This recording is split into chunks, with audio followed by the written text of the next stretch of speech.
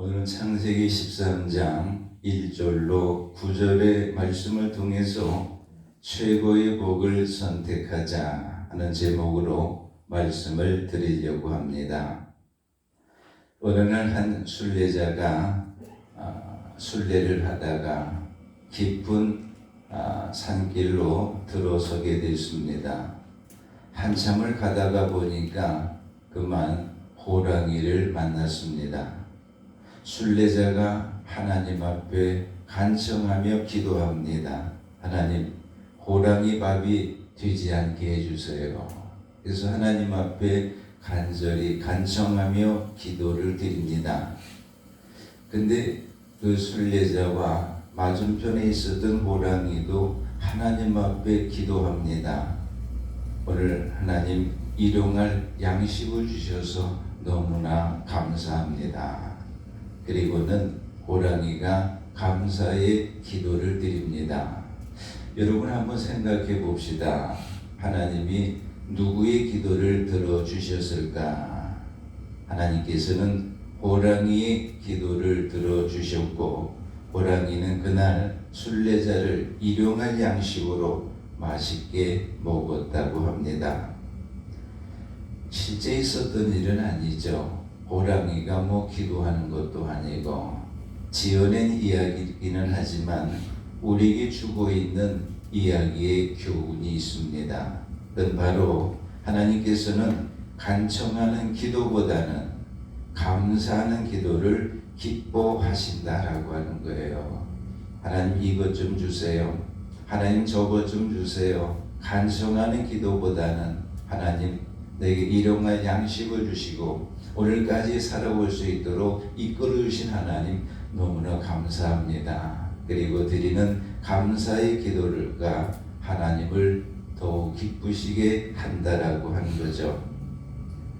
따라서 이 시간 드려지는 우리의 예배도 마찬가지예요.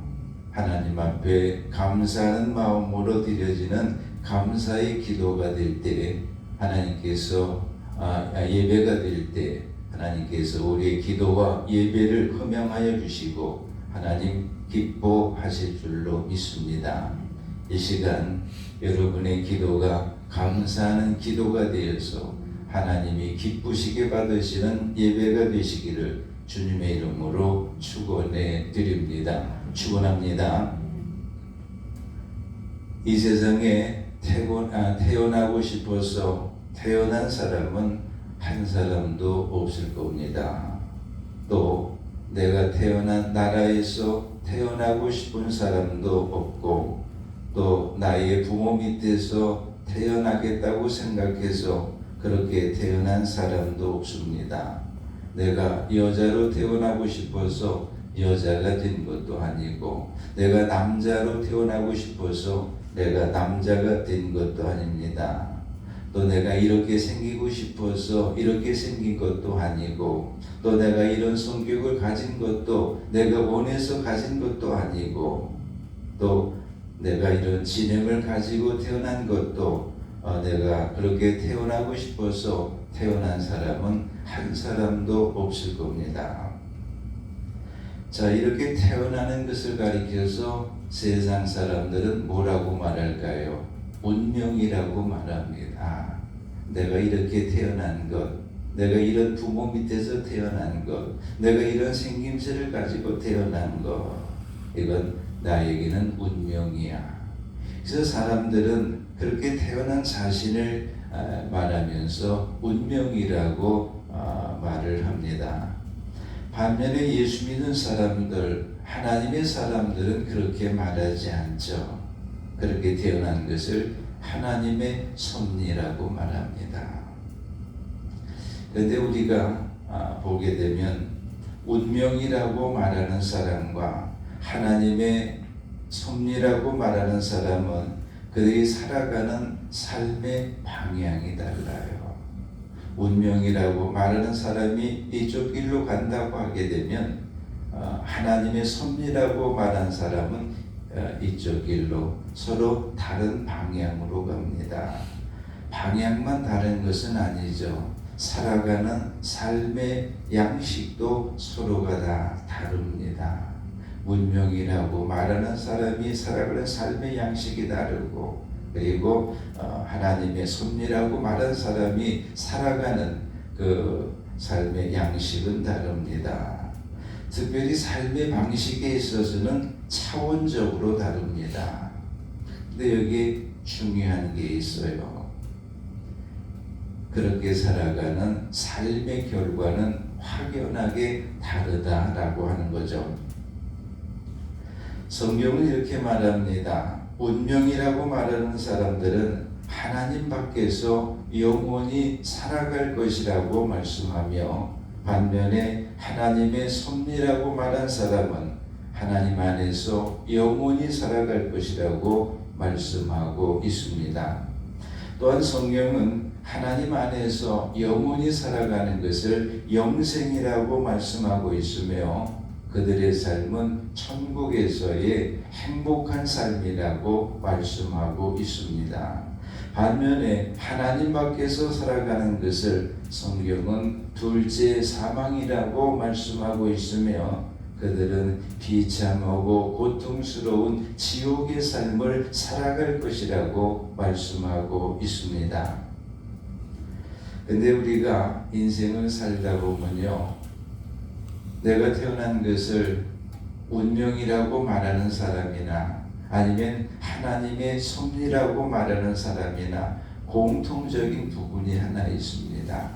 그건 뭔가 하게 되면 운명이라고 말하는 사람이나 하나님의 섭리라고 말하는 사람이나 그들의 인생을 살아가면서 매 순간순간마다 그들은 무엇인가를 선택하고 살아간다라고 하는 것이죠. 이것을 선택하든지 아니면 저것을 선택하든지 어떤 것이든지 선택하면서 그들이 자신들의 인생을 살아가고 있습니다. 근데 우리가 보게 되면 내가 무엇을 선택하느냐, 그건 나의 자유입니다. 내가 오른쪽을 선택하든 왼쪽을 선택하든 내가 어느 것을 선택하든 선택하는 것은 자유예요. 그러나 그 선택에 따른 상응하는 대가를 치러야 되죠.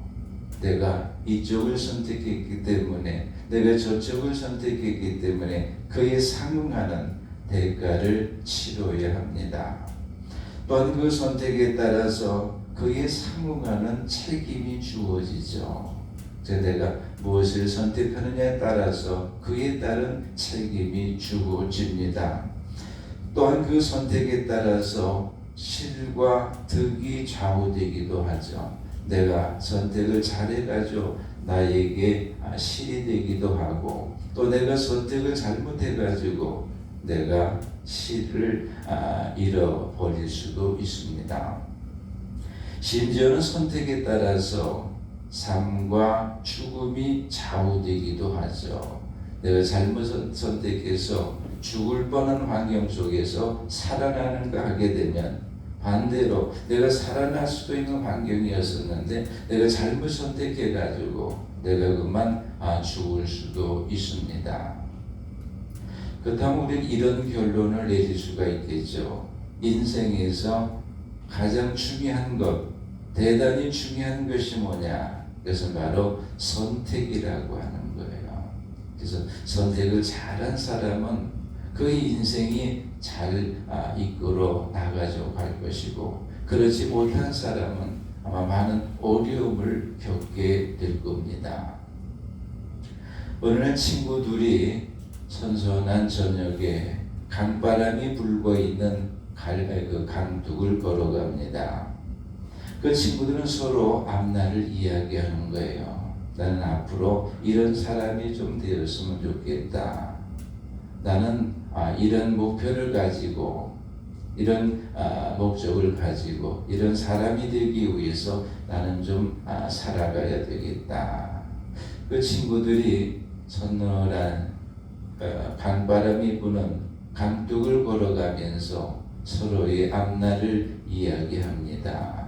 이야기하다가 보니까는 갈림길이 나왔어요.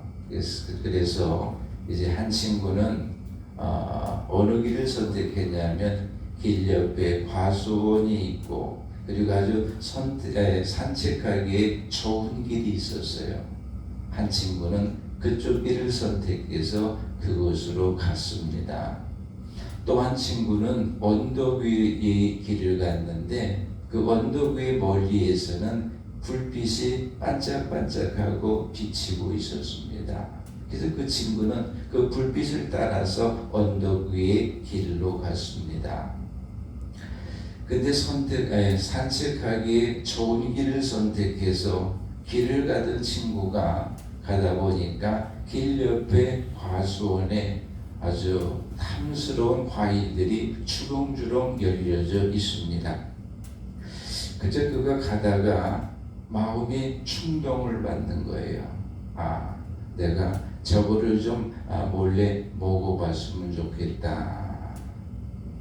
그래서 과수원에 들어가서 몰래 그 과일을 따서 먹었습니다. 가슴은 좀 콩당거리고 두근거렸지만 먹다 보니까는 보통 때 먹는 것하고는 기분이 다른 거예요. 누가 그러죠? 남의 것이 더 맛있다고, 훔친 것이 더 맛있다고 그런 말을 하기도 하죠. 자, 근데 그 친구는 그렇게 하다 보니까 그게 흥미를 갖게 됐어요. 그래서 과일이 먹고 싶은 충동이 일어날 때마다 계속해서 그 과수원에 가서 과일을 따서 훔쳐서 먹습니다. 어느 날 사과를 훔쳐 먹다가 그만 주인에게 들통이 나버렸어요. 들켰습니다. 그냥 잘못했다고 사과하고 그냥 지나갔으면 되는데 그가 얼떨결에 그 주인을 죽이고 말았습니다. 도망갔죠. 그러나 얼마 안 있다가 그는 붙들리고 말았습니다. 그래서 이제 붙들려가고 그리고는 사형 언도를 받고 이제 사형을 기다리면서 감옥 살이를 하고 있습니다. 사람이 아무리 사형 언도를 받아도 바로 사형시키지는 않잖아요. 그래서 이제 몇 년 동안 그곳에서 이제 기다리고 있는데 어느 날 감옥에 신문 한 장이 들어왔어요. 그 신문을 이렇게 열어보면서 이 친구가 깜짝 놀랐습니다. 왜냐하면 거기에는 낯익은 친구의 얼굴 사진이 크게 있었던 거예요. 그 친구는 바로 갈림길에서 반짝이는 불빛을 보며 언덕 위로 올라가서 헤어졌던 친구입니다. 그 친구는 그 친구가 본 불빛은 작은 예배당에서 나온 불빛이었고 그 친구는 그날 그 빛을 따라서 그 예배당에 들어갔다가 그날 거기서 예수를 영접했습니다. 그가 예수를 영접하고 나서 하나님의 사람이 되고 나서 마음이 기뻤습니다. 열심히 공부했어요. 그래서 대학 교수가 됐습니다. 그리고 얼마 지나지 않아서 그런 대학의 총장이 되었습니다. 또한 그는 하원의원이 되었고 그리고 그 다음에는 상원의원이 되었고 마침내 대통령이 되어서 신문에 그의 얼굴이 이렇게 나왔던 겁니다. 그 대통령이 바로 미국의 20대 대통령이었던 제임스 아브라함 가피드였습니다. 그가 바로 20대 대통령이었죠. 이 이야기가 우리에게 주고 있는 교훈도 같은 겁니다. 인생에서 선택이라고 하는 것은 이렇게 중요한 것이다. 한 친구는 사과를 선택했고 한 친구는 주님을 선택했습니다. 세월이 지나가서 보니까 그들의 인생은 완전히 다른 것이었습니다. 한 친구는 사형수가 되었고 한 친구는 한 나라의 대통령이 되었습니다. 오늘 저는 여러분에게 선택에 대한 말씀을 좀 드리려고 합니다. 마음을 여시고 말씀을 받으셔서 은혜가 되시기를 주님의 이름으로 축원해 드립니다. 축원합니다. 오늘 성경을 열게 되면 본문에서 두 사람이 등장을 하고 있습니다. 한 사람은 아브람이고요. 또 한 사람은 롯입니다. 그들은 서로가 동거하고 있었어요. 함께 살았어요. 근데 이제는 함께 살 수가 없고 이제는 헤어질 수밖에 없는 그런 상황에 도달을 했습니다. 왜냐하면 그들이 함께 동거하고 있는 땅이 그들을 용납할 수 없을 정도로 그들의 소유가 너무 많아졌어요. 그러다 보니까는 한 곳에서 서로 동거하고 살기가 어렵게 됐습니다.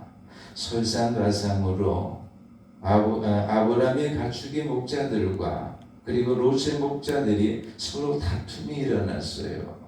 왜냐하면 양을 키우다가 보면 뭘 먹여요? 물을 먹여야 되는데 우물이라고 하는 것이 한정되어 있다 보니까 서로 자기네 양을 먹인다고 목자끼리 다툼이 일어났습니다.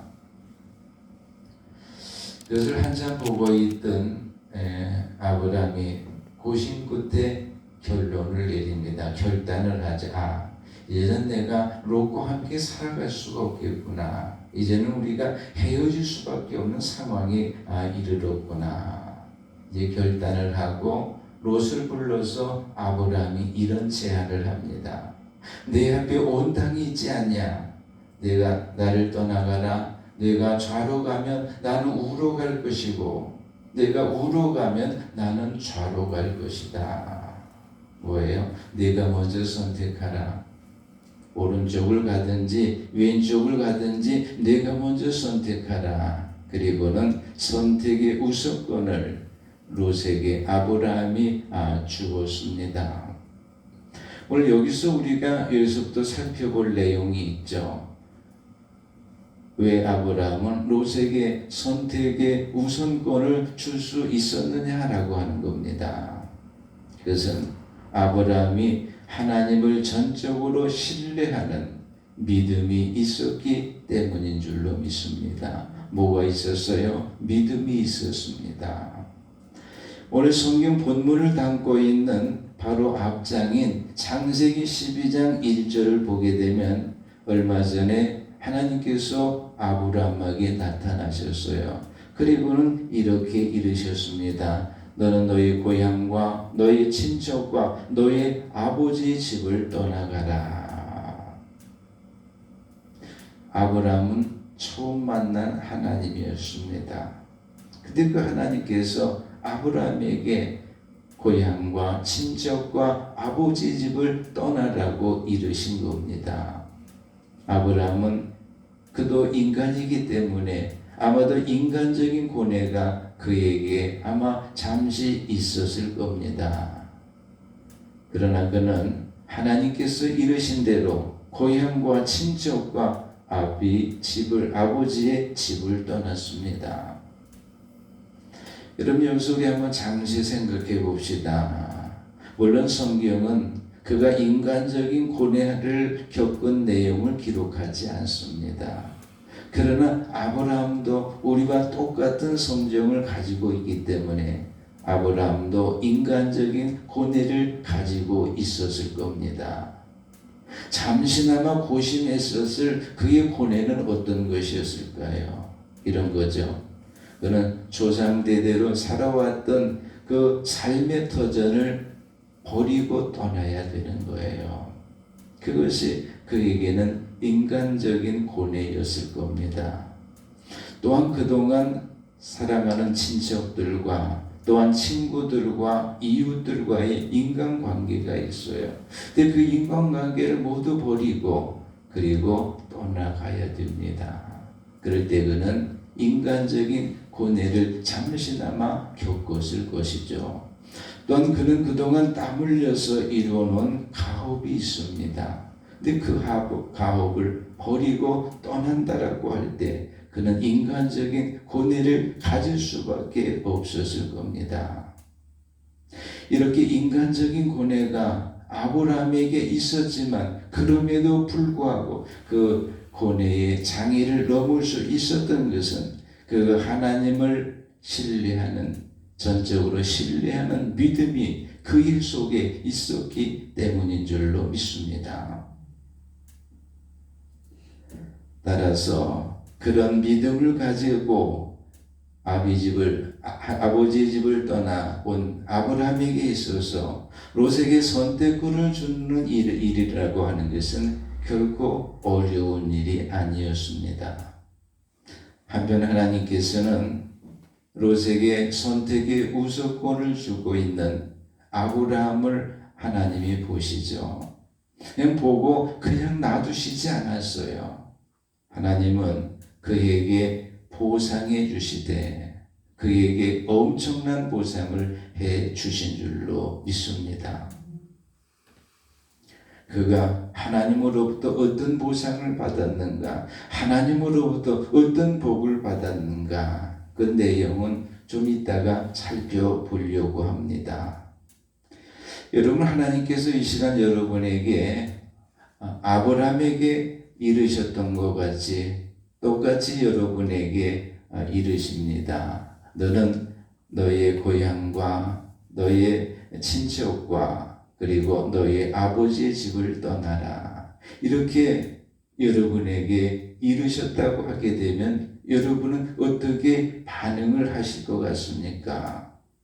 저는 분명하게 알고 있는 사실이 있습니다. 그것은 여러분이 하나님을 전적으로 믿는 믿음을 가지고 있다라고 하게 되면 여러분은 아브라함처럼 떠날 수 있을 것이고, 만약에 그렇지 않다고 하게 되면, 그래서 전적으로 신뢰할 수 있는 믿음이 없다라고 하게 되면 여러분은 떠나지 못하고 아마 그 자리 그대로 안주할 수밖에 없을 겁니다.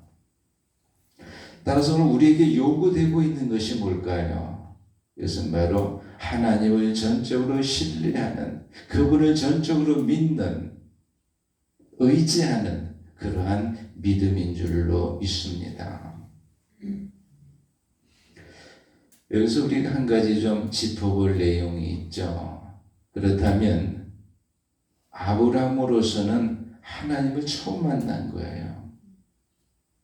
그런 하나님의 말씀, 그 하나님을 어떻게 신뢰하고 아브라함이 그 하나님을 받아들일 수가 있었을까? 어떻게 그런 믿음을 가질 수 있었을까? 그 믿음은 아브라함 안에서 일어난 게 아니에요. 아브라함 밖에서, 아브라함 속에 주어진 것인 줄로 믿습니다. 믿음은 내 안에서 만들어지는 것이 아니에요. 밖에서 안으로 들어오는 것이 믿음이에요. 밖에서 누가 내 안으로, 아브라함의 안으로 믿음을 넣어 주셨습니까? 여호와 하나님이신 줄로 믿습니다. 하나님이 아브라함에게 그 믿음을 주신 거예요. 그래서 믿음은 하나님의 선물입니다. 이 믿음이 여러분 속에도 있어지기를 주님의 이름으로 축원해 드립니다. 축원합니다. 자, 그런데 오늘 본문을 보게 되면 오늘 본문 앞에 있는 창세기 12장 1절을 보게 되면 하나님께서 아브라함에게 연이어서 이렇게 말씀하십니다. 내가 내게 보여줄 땅으로 가라. 그냥 너희 집에서 떠나라고 하는 것이 아니라 내가 보여줄 땅으로 내가 가라고 말씀하고 있습니다. 아브라함으로서는 답답해요. 어느 땅이라고 말씀하시지도 않았어요. 방향도 말씀하시지 않았고요. 어떤 규모라는 것도 말씀해 주지 않았어요. 아브라함으로서는 도저히 알 수 없는 겁니다. 그렇다면 지금 아브라함이 떠난다라고 하는 것은 결국 뭐예요? 알지 못하는 곳으로, 알지 못하는 세계로, 알지 못하는 세상으로 그가 나간다라고 하는 의미를 갖는 거죠. 갈 바를 알지 못하고 내가 발걸음을 옮긴다라고 하는 거 얼마나 힘든 일입니까? 그러나 아브라함에게는 그게 가능했어요. 왜 그래요? 하나님의 그의 속에 하나님을 전적으로 신뢰하는 믿음을 그에게 선물로 주셨기 때문인 줄로 믿습니다. 그래서 우리에게 요구되는 것은 하나님을 전적으로 신뢰하고 그리고 믿고 따라가는 믿음인데요. 이 믿음이 여러분 속에 있어서 아브라함이 훗날 하나님으로부터 뭐예요? 엄청난 보응의 복을 받은 것처럼 여러분 속에도 하나님의 은혜와 복이 임하시기를 주님의 이름으로 축원해 드립니다. 축원합니다. 다음으로 아브라함이 롯에게 선택의 우선권을 줄 수 있었던 이유는 아브라함에게는 비전이 있었기 때문이 뭐가 있었어요? 비전이 있었기 때문입니다. 근데 이 비전은 아브라함 게 아니에요. 원래는 아브라함이 그런 비전이 없습니다. 그리고 그 비전은 아브라함의 비전이 아니에요. 그 비전은 원래는 하나님께서 아브라함을 통해서 이루고자 하시는 하나님의 비전이었습니다. 아브라함이 스스로 가진 그런 비전이 아니에요. 아브라함을 통해서 하나님이 이루고자 하시는 비전이었습니다. 그런데 아브라함이 그와 같은 하나님의 비전을 자기의 비전으로 받아들인 거예요. 그래서 이제는 하나님의 비전이자 동시에 자기의 비전이 되었습니다. 여러분, 세상에서 가장 위대하고 절대적으로 위대한 비전이 어떤 겁니까? 그건 바로 하나님과 내가 함께 갖는 비전인 줄로 믿습니다. 이 비전이 세상에서 절대적으로 가장 위대한 비전입니다. 이 비전이 아브라함에게 있었던 거예요. 이 엄청난 비전을 가지고 있었던 아브라함에게 있어서 조카 롯에게 선택의 우선권을 준다라고 하는 것은 아무것도 아니었던 겁니다. 그렇다면 하나님께서 아브라함을 통해서 이루고자 하셨던 하나님의 비전, 그건 어떤 것이었습니까? 오늘 본문을 담고 있는 바로 앞에 있는 창세기 12장 2절로 3절에서 그 내용을 알 수가 있습니다. 소개해드리죠. 내가 너로 큰 민족을 이루고 내게 복을 주고 내 이름을 창대하게 하리니 너는 복이 될지라. 너를 축복하는 자에게는 내가 복을 내리고 너를 저주하는 자에게는 내가 저주하리니 땅의 모든 족속이 너로 말미암아 복을 얻을 것이니라. 이것이 바로 아브라함을 통해서 하나님이 이루고자 하시는 비전이었으며 아브라함은 그 비전을 자기 것으로 받아들인 줄로 믿습니다. 나는 여러분들이 이 절대적으로 위대한 비전을 갖기를 원합니다. 이 비전이 여러분 속에 있어져서 여러분으로 인한 것이 아니라 하나님으로 인해서 여러분의 남은 인생이 복되시기를 주님의 이름으로 축원해 드립니다. 축원합니다. 다음으로 양보할 수 있었던, 롯과 조세에게 그렇게 할 수 있었던 것은 아브라함이 롯을 사랑했어요. 사랑하면 양보하잖아요. 사랑하면 얼마든지 양보할 수 있어요. 사랑이 가지고 있는 특성 중에 하나죠. 아브라함의 아버지는 데라였습니다. 성경에 나오죠. 아브라함의 아버지 이름은 데라예요. 데라가 셋을 낳습니다. 아브라함을 낳았고 나홀을 낳았고 그리고 하란을 낳습니다. 근데 그 하란이 아버지보다도 먼저 죽었어요. 옛날에는 병도 많았고 전염병도라도 돌고 많이 죽었겠죠. 그래서 먼저 죽어. 성경은 왜 죽었는지 말하지는 않아요. 또 죽은 내용도 나오지 않습니다. 그래서 아브라함이 동생 하란의 아들 롯을 데려다가 키우는 거예요. 남의 자식같이 키웠을까요? 자기 자식같이 키웠을까요? 자기 자식같이 키웠어요. 그러니까 아브라함에게 있어서 롯은 조카가 아니에요. 아브라함에게는 아들일 뿐입니다. 결국 조카 롯을 향한 아브라함의 사랑은 뭐에 비교될 수 있습니까? 자식을 사랑하는 부모의 사랑이에요. 자식을 사랑하는 부모의 사랑은 자식들에게 양보하죠. 고깃국이 한 그릇밖에 남아있지 않는데 자식에게 줍니다. 자식이 엄마에게 말해, 엄마는 왜 안 먹어? 엄마는 먼저 먹어서 배부르단다. 근데 사실은 못 먹는 거예요. 자식에게 양보해 주는 겁니다. 그런 아브라함이었기에 롯에게 선택의 우선권을 내어준다라고 하는 것은 당연한 것이었죠. 자, 여기서 우리가 하나 좀 깨달아야 될 것이 있어요. 그건 뭐냐?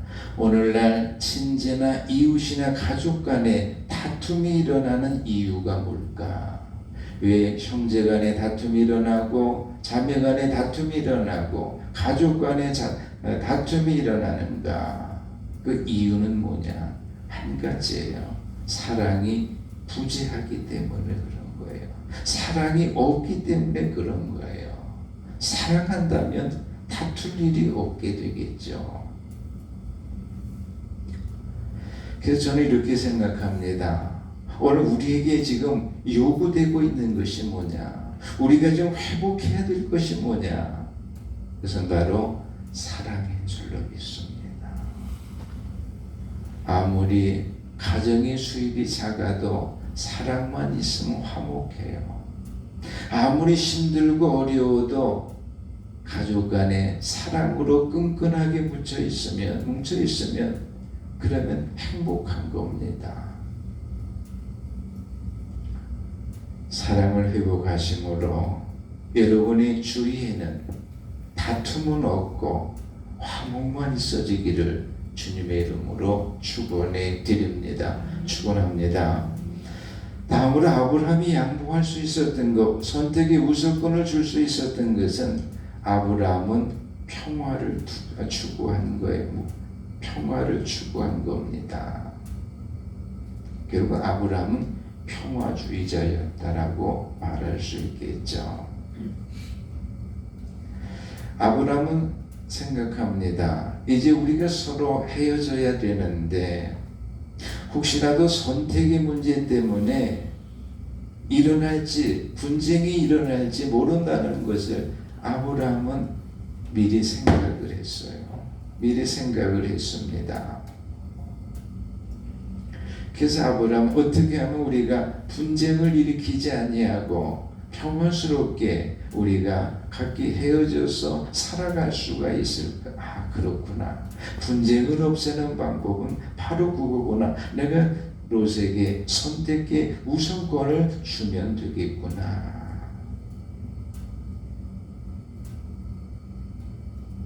그래서 우선권을 주었습니다. 당장에는 손해보는 것 같지만, 그렇잖아요? 당장에는 손해보는 것 같았지만 하나님께서 그런 아브라함의 모습을 보시는 거예요. 그리고 하나님께서 뭐예요? 크게 보응해 주신 줄로 믿습니다. 하나님의 대신 갚아주신 거예요.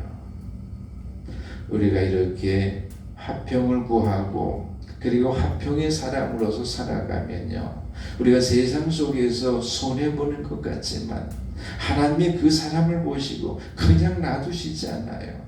하나님 그 사람에게 보응해 주시고 축복해 주시는 줄로 믿습니다. 하나님이 얼마나 보응해 주실까요? 하나님이 그런 사람에게 얼마나 축복해 주실까요? 성경에서 그런 말씀이 나오죠. 몇 배요? 30배, 60배, 100배로 주리라. 여러분 30배, 60배, 100배로 준다라고 하는 것을 여러분 어떻게 이해하고 있습니까? 그건 이런 거예요.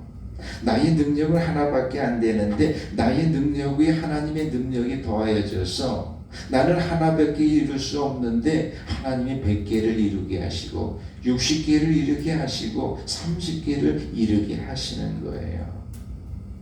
또한 나는 바라지도 않았는데, 나는 하나밖에 바라지도 않았는데, 나는 생각하지도 않았는데 내가 생각하지 않은 것을 하나님이 주시는 거예요. 이게 뭐예요? 하나님이 30배로 주시고 60배로 주시고 100배로 주신다라고 하는 의미입니다. 아브라함의 모습이 여러분 속에 그렇게 보여질 때, 하나님에게 보여줄 때 하나님도 여러분에게 30배 혹은 60배 혹은 100배로 갚아 주시는 줄로 믿습니다. 이제 마지막 이유 하나를 더 들어볼까요? 선택권을 롯에게 줄 수 있었던 것은 아브라함이 세상적인 손해를 감수했기 때문이에요. 롯이 좋은 땅을 선택하게 되면 아브라함은 뭐예요? 필연적으로 나쁜 땅을 가질 수밖에 없는 거예요. 왜? 앞에서 좋은 땅을 가졌기 때문에. 남은 땅은 나쁜 땅이에요. 그렇게 되면 세상적인 손해가 주어집니다. 근데 아브라함이 그것을 감수했어요. 그렇게 감수한 아브라함으로서 우쪽으로 가든지 좌쪽을 선택하든지 롯에게 선택권을 주는 일은 어려운 일이었을까요? 쉬운 일이었을까요? 아무것도 아닌 일이었어요. 그래서 롯에게 아브라함은 선택권을 주었습니다. 오늘 여기서 우리는 이런 문제를 한번 생각해 봅니다. 그가 그렇게 손해를 감수하면서 롯에게 선택권을 주셨을 때 하나님은 기뻐하셨고, 그리고 그에게 엄청난 보상을 주셨습니다. 그렇다면 오늘 우리가 하나님의 큰 보응을 받지 못하는 것이 어쩌면 내가 하나님 앞에 손해를, 세상적인 손해를 보지 않으려고 발버둥 치다가 하나님께서 그런 나를 보시고 그냥 버려두신 것이 아닌가. 그래서 내가 하나님으로부터 큰 보응을 받지 못한 것인가. 다시 한번 생각해 볼 수 있는 교훈을 오늘 아브라함이 우리에게 주고 있는 줄로 믿습니다. 성경은 우리에게 그렇게 말해요. 야, 너 세상적으로 좀 손해봐. 내가 갚아줄게. 30배, 60배, 100배로 갚아줄게. 그럼 우리가 해야 될 일은 뭐예요? 먼저 손해보는 거예요. 하나님이 갚아주시니까. 근데 세상적인 거 손해보지 않으려고 발버둥을 치니까 하나님이 그냥 내버려 두시는 거예요.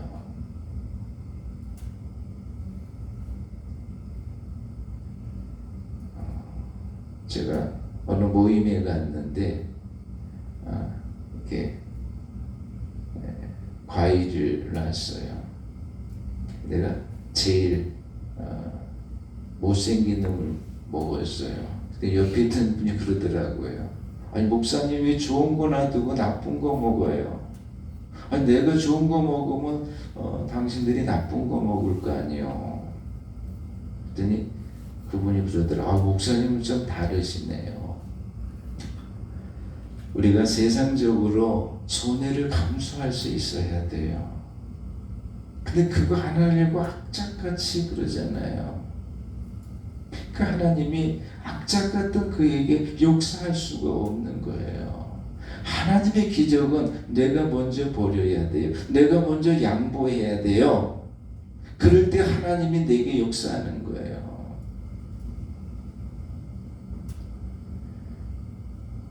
아브라함은 손해보는 세상적인 손해만 감수한 게 아니에요. 반대도 감수해야지. 이 말은 뭐예요? 롯에게 선택권을 준다라고, 우선권을 준다고 할 때 가족이 좋아 있겠어요? 반대했어요. 종들이 좋아 있겠어요? 반대. 아, 주인님이시여 왜 그러십니까? 왜 조카에게 먼저 줍니까? 아브라함 주인 당신이요. 당신이 먼저 선택권을 가져야 되지 않습니까? 그럼에도 불구하고 아브라함 그 모든 것을 감수하고 조카 롯에게 그 선택권을 주었습니다. 그때 하나님 그를 보셨죠. 그냥 놔두시지 않았어요. 성경 뒤에 가서 엄청난 축복을 그에게 주었습니다. 이제 오늘 말씀을 요약하고 마칩니다. 요약하면 이거죠. 가장 중요한 부분 말씀드려야 아주 간단하지만 오늘 말씀의 가장 중요한 내용입니다. 롯은 세상적인 조건을 선택했다. 반면에 아브라함은 하나님을 선택했다. 그 결과 어떻게 되었느냐? 세상적인 그 조건을 선택했던 롯은 그가 살던 성읍에 하나님의 심판이 내려서 그의 모든 것을 잃어버리고 맙니다. 반면에 하나님을 선택했던 아브라함은 하나님으로부터 위로를 받았고 큰 복을 받아서 땅 부자가 되었고 성경에 보니 자손 부자가 되었고 오고 가는 모든 세대의 모든 신앙의 사람들이 아브라함을 가리켜서 당신은 믿음의 조상이라고 하는 일컬음을 받았고 그것뿐만이 아니라 아브라함의 자손으로 예수 그리스도께서 이 땅에 오셔서 인류를 구원하시는 놀라운 역사를 이루신 줄로 믿습니다. 이게 오늘 말씀이 우리에게 주고 있는 요지예요. 따라서 오늘 말씀의 결론은 뭡니까? 결론은 이런 거예요. 어떤 경우에든지 어떤 이유가 있든지 간에 어떤 환경 속에서도 하나님을 선택하는 것이 최고의 복이라고 하는 것인 줄로 믿습니다. 뭐가 최고의 복이에요? 어떤 경우에도 어떤 환경에도 어떤 이유에도 하나님을 선택하는 것이 최고의 복인 줄로 믿습니다. 왜요? 사람의 손보다 하나님의 손이 크세요. 사람이 도와주는 것보다 하나님이 도와주시는 것이 절대적으로 큽니다. 세상이 나에게 보상해 주는 것보다 하나님이 나에게 보상해 주시는 것이 절대적으로 큽니다. 절대적으로 좋은 것이에요. 그래서 인생에서 최고의 복이 뭐냐? 최고의 복은 하나님을 선택하는 것입니다. 여러분에게 지금 묻습니다. 여러분은 지금 무엇을 선택하셨습니까? 세상적인 조건을 선택하셨습니까? 아니면 하나님을 선택하셨습니까? 바라기는 여러분 모두가 어떤 경우에서든지 어떤 이유에서든지 어떤 환경에서든지 최고의 복인 하나님을 선택하심으로 여러분 속에 하나님으로 인한 큰 은혜와 복의 역사가 여러분 속에 일어나기를 주님의 이름으로 축원해 드립니다. 축원합니다.